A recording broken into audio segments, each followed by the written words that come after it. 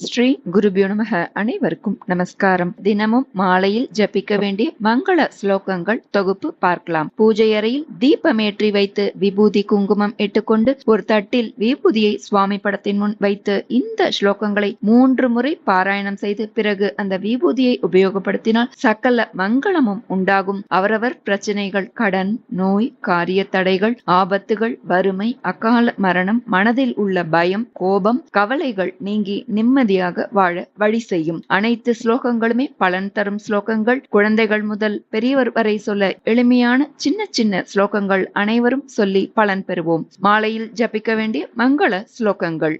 குரு பிரம்மா குரு விஷ்ணு குரு தேவோ மகேஸ்வரக குரு சாக்ஷாத் பரபிரம்மா தஸ்மை ஸ்ரீ குரவே நமக. வாலாம்பிகேஷ வைத்யேஷ பவரோக ஹரேதி ச ஜபேன்னாமத்ரயம் நித்யம் மகாரோக நிவாரணம். நித்யானதான நிரதம் சச்சிதானந்த விக்கிரகம் சர்வரோகஹரம் தேவம் சுப்பிரமண்யமுபாஸ்மஹே. பஞ்சாபகேஷ ஜப்யே ச प्रणतार्ति हरेदि च जपेन्नामत्रयं नित्यं पुनर्जन्म न विद्यते. रक्ष पञ्चनदीनाथ दया सिन्धो महेश्वर अनाथनाथ भक्तानाम् अभयप्रद शङ्कर. सुमीनाक्षी सुन्दरेशौ भक्तकल्पमहीरुदौ दयोरनुग्रह यत्र तत्र शोको न विद्यते.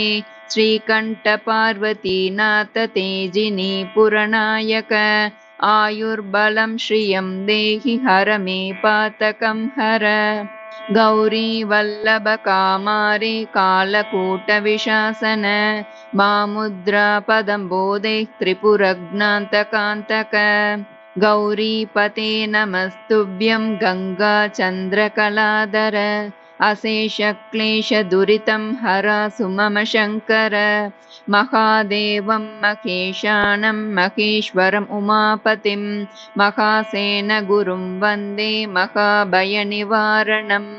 मृत्युञ्जयाय रुद्राय नीलकण्ठाय शम्भवे अमृतेशाय सर्वाय महादेवाय ते नमः. श्रियः कान्ताय कल्याण निधये निधयेर्तिनां श्रीवेङ्कटनिवासाय श्रीनिवासाय मङ्गलम्.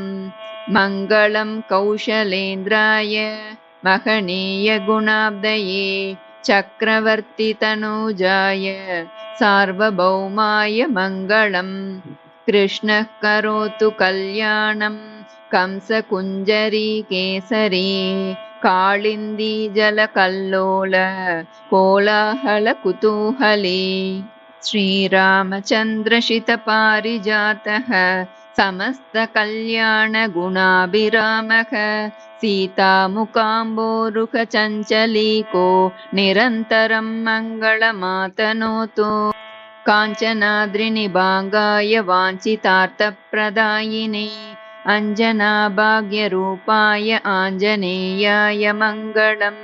पीताम्बरं करविराजितशङ्खचक्रं कौमोदकी सरसिजं करुणासमुद्रं राधासहायमतिसुन्दरमन्दहासं वातालयेशमनिशं हृदि भावयामि. ऋणरोगादिदारिद्र्यपापक्षुदपमृत्युवः भयशोकमनस्तापा नश्यन्तु मम सर्वदा. अन्यथा शरणं नास्ति त्वमेव शरणं मम तस्मात् कारुण्यभावेन रक्ष रक्ष जनार्दन. कायेन वाचा मनसेन्द्रियैर्वा बुद्ध्यात्मना वा प्रकृते स्वभावात् करोमि यद्यत् सकलं परस्मै नारायणायेति समर्पयामि. यदक्षरपदभ्रष्टं मात्राहीनं तु यद्भवेत् तत्सर्वक्षम्यतां देव नारायण नमोऽस्तु ते.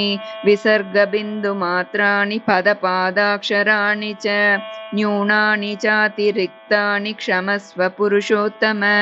श्रीगुरुभ्यो नमः. हरिः ओम्.